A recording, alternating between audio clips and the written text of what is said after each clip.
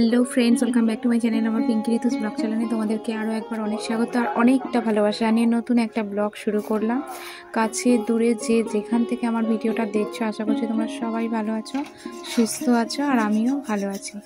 তো সকালবেলা আমি ভিডিওটা অন করেছি, তো সারাদিনই যতটা পারবো শেয়ার করব। তো কতটা শেয়ার করতে পারবো আমি জানি না, তো তোমরা সঙ্গে থাকো, দেখতে থাকো।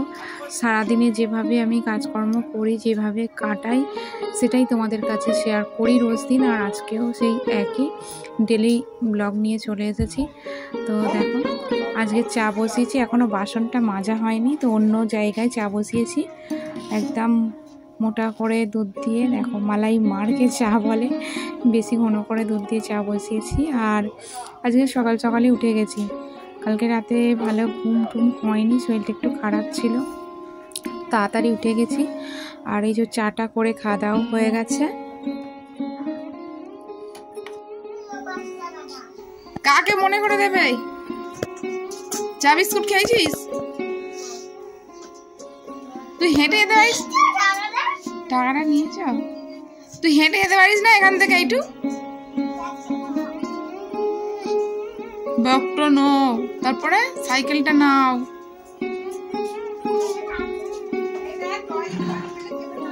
টাটা।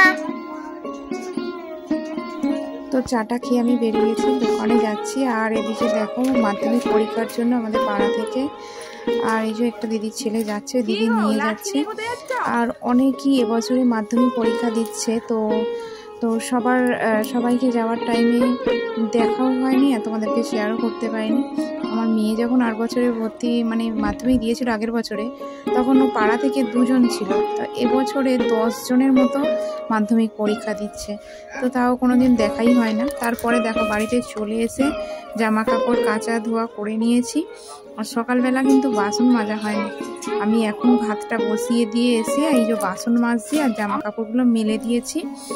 আর কম্বলটা একটু রোদে মেলে দিলাম, কেননা কালকে জ্বর এসেছিলো, ঘাম দিয়েছে, কম্বলটা ভিজে গেছে, তো এই জন্য একটু রোদে দিয়ে দিলাম। আর এই যে রান্না বসিয়েছি, এটা হচ্ছে সিম বটি হচ্ছে। আর তোমরা নিশ্চয়ই এরকমভাবে খাও।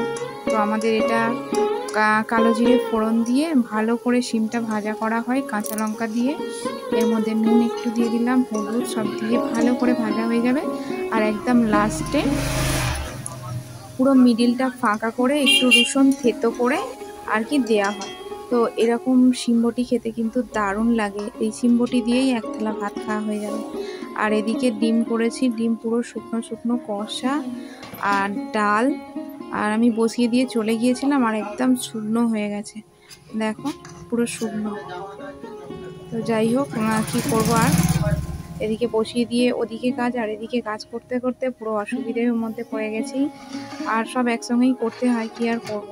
এখানে এক জায়গায় বসে বসে কাজ করলে অন্য সাইডের কাজগুলো কি করে হবে। তো তারপরে সব হয়ে গেছে। আর এদিকে রসুনটা ছাড়িয়ে নিচ্ছি, এই সিমবটিতে রসুনটা দেবো মাঝখানে, আর রসুন দিলে খুব ভালো টেস্ট হয় খেতে। তো তোমরা কে কে এইভাবে সিম খাও রান্না করে অবশ্যই জানিও, ঠিক আছে? তো চলো, রান্না তো হয়েই এসেছে, এটা হয়ে গেলে তারপরে স্নান টান সারবো, তারপরে খাওয়া দাওয়া করবো।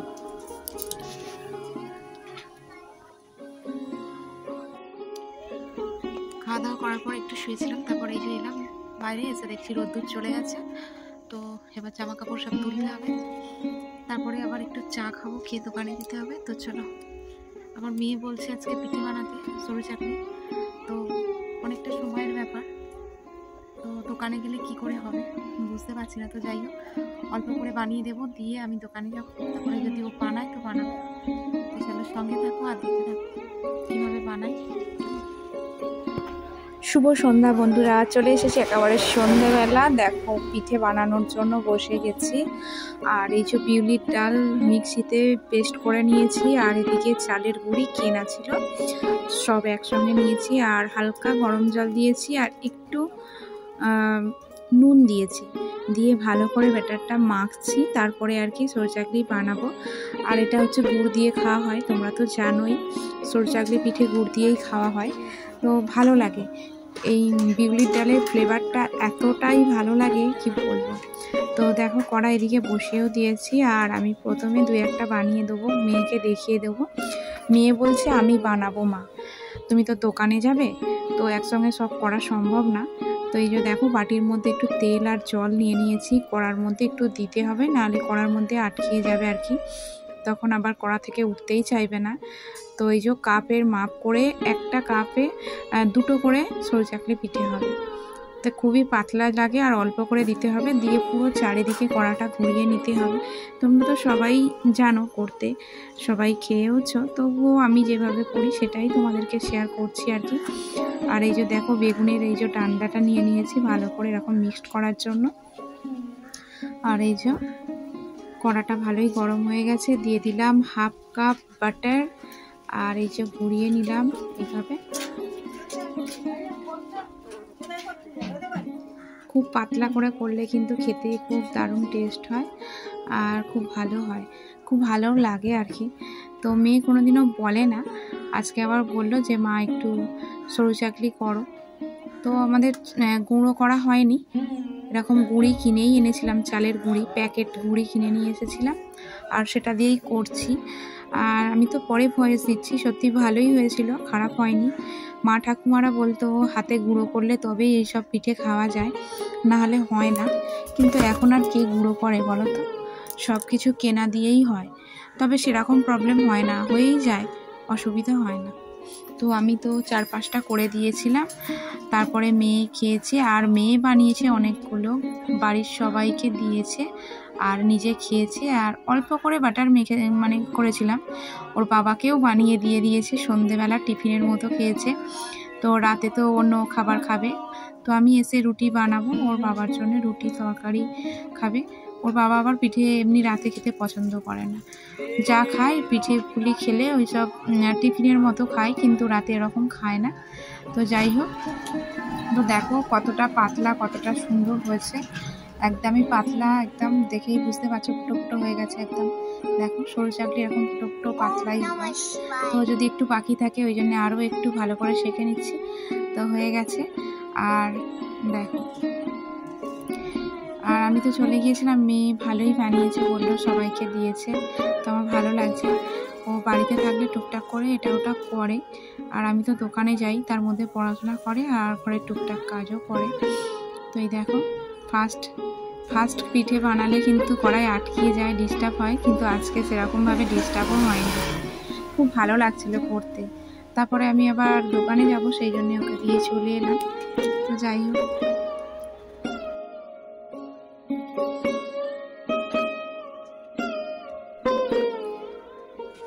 তো দেখো বানানোর পরে ওকে আমি ঢেলে দিয়ে গিয়েছিলাম এই যে গুড় আর সরু চাকলি, ও খেয়েছে, খাওয়ার পরে কটা বানিয়েছে, আমি এসে 2টো খেয়েছিলাম, আর তোমাদের দাদা ভাইয়ের জন্য রুটি বানিয়েছিলাম। তো সেসব আর ভিডিও করা হয়নি, তাই আমার ভিডিওটা আজকে এই পর্যন্তই রাখলাম। তো যদি তোমাদের ভালো লেগে থাকে তো প্লিজ একটা লাইক করো, কমেন্ট করো, আর ভালোবেসে আমার পাশে থেকো, আমার চ্যানেলের পাশে থেকো, আর নতুন বন্ধু হয়ে থাকলে সাবস্ক্রাইব করে আমার পাশে থেকো। সবাই ভালো থেকো, সুস্থ থেকো, আবার দেখা হবে নতুন এক